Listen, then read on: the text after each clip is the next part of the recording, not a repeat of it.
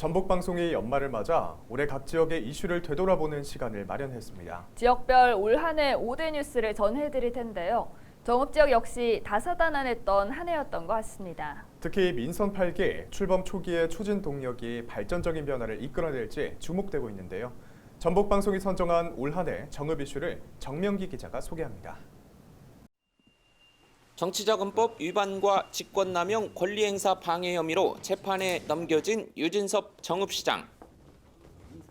자신의 선거를 도운 측근에게 불법 정치자금 4천만 원을 받고 특정인의 채용을 지시한 혐의에 대한 재판이 진행 중입니다. 이런 혐의에 대해 유 시장은 거듭 부인해왔습니다. 진정과 받은 자는 분명히 존재하고 있고, 다만 제가 그거를 사전에 알고 있었느냐 몰랐느냐가 중요한 쟁점인 것 같습니다. 하지만 그것은 상식적으로 보더라도 여러 사람이 알고 있는 상황에 그게 진행된다는 게 저는 천부당 만부당한 일이라고 생각합니다. 7년 전 상수원 보호구역 해제에 따른 옥정호 개발 논란. 식수원 안전에 대한 우려가 올해 다시 불거졌습니다. 전라북도지사, 정읍시장, 임실군수, 순창군수가 어렵게 합의한 옥정호 수역 시군 상생협력 선언서에 담긴 그 어떤 약속도 지켜지지 않기 때문입니다.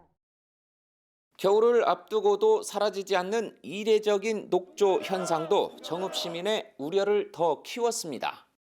취수원을 우남 취수구에서 칠보발전소 취수구로 급수 체계를 변경한 9월 21일 전에는 녹조 독성물질이 정수장으로 유입되었을 가능성을 배제할 수 없다. 하지만 전라북도는 정읍 지역에 수돗물을 공급하는 산성 정수장 정수와 원수에서도 독성물질은 나오지 않았다고 반박했습니다. 생활용수로서는 문제가 전혀 없는 상황이었고, 그래도 저희들은 보기에도 안 좋고 하니까 방제 활동을 이 경보 단계 수준으로 해서 방제 역할을 해왔고, 전라북도는 정읍과 임실지역 시민단체가 참여하는 상생협의체를 꾸리는 등 대책 마련에 나섰습니다. 민선 8기 정읍시가 출범한 지난 7월 이학수 정읍시장은 시민 중심 으뜸 정읍을 시정 구호로 정하고 시민을 위한 시정을 거듭 약속했습니다. 정읍시장이라는 명목적 지위의 허울을 벗고 정읍의 새로운 도약과 정읍 시민의 삶의 질 향상을 위해 민생부터 챙기겠습니다. 하지만 지난 지방선거 과정에서 상대 후보와 관련된 허위 사실을 공표한 혐의로 불구속 기소돼 발목을 잡히게 됐습니다. 지은 지 36년 된 전북 서남상공회의소. 이 건물을 이전 신축하는 데 정읍시는 25억 원을 지원하기로 계획을 짰습니다. 전체 예상 사업비의 71%가 넘는 돈입니다. 정읍시는 또 개발 가능성이 점쳐지는 시 소유 땅을 제공하는 대신 낡은 서남상이 건물과 땅을 사들이면서 특혜 시비를 낳았습니다. 제공한 연지동 현지는 대형 마트와 정읍역 인근의 일반 상업 용지로서 현 시세로 보나 앞으로 개발 가능성을 보나 감정가 3억 193만 원에 상공회의소에 넘겨준 것은 엄청난 특혜가 아닐 수 없다. 정읍지역 시민단체는 공익감사를 청구했고 감사원이 실제 감사에 나서면서 귀추가 주목됩니다. 정읍의 한 고등학교 교사가 한참 어린 후배 교사에게 보낸 문자 메시지입니다.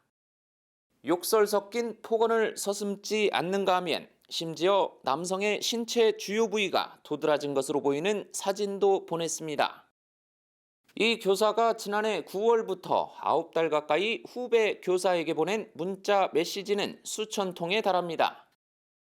다시 교단에 서는 것이 두렵고 학생 선생님들과 함께 학교에 다닐 수 있을지 걱정이 되며 사실 정말 겁이 많이 나고 무섭습니다. 고용노동부 관할지청은 직장 내 괴롭힘, 성희롱에 해당한다고 판단했습니다. 또 이를 제대로 조사하지 않은 학교 측엔 500만 원의 과태료를 부과했습니다. 뒤늦게 열린 학교 징계위원회는 해당 교사에게 정직 2개월 처분을 내렸습니다. 적절히 대응하지 않은 학교와 재단 관계자들, 그리고 아직 명확히 밝혀지지 않은 다른 사건들에 대해서도 전북교육청에 특별 감사를 요구하고 경찰에 형사 고발할 방침이다. 해당 교사에 대한 파면을 촉구하는 목소리가 학교 안팎에서 이어졌지만 재징계 가능성은 매우 적어 보입니다. 헬로티비 뉴스 정명기입니다.